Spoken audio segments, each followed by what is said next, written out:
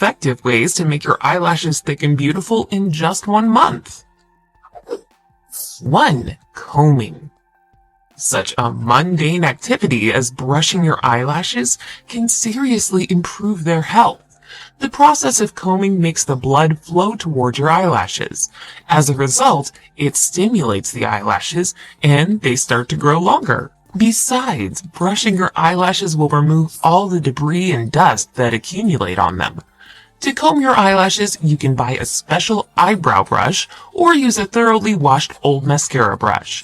If you add several drops of vitamin E to the brush, the result will be even more prominent. Gently comb your eyelashes for 5 minutes twice a day. You should start from the roots and move the brush toward the tips of your lashes.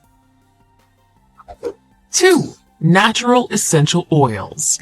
Natural oils, coconut, olive, almond, argan, jojoba, castor, and so on, contain nourishing fatty acids.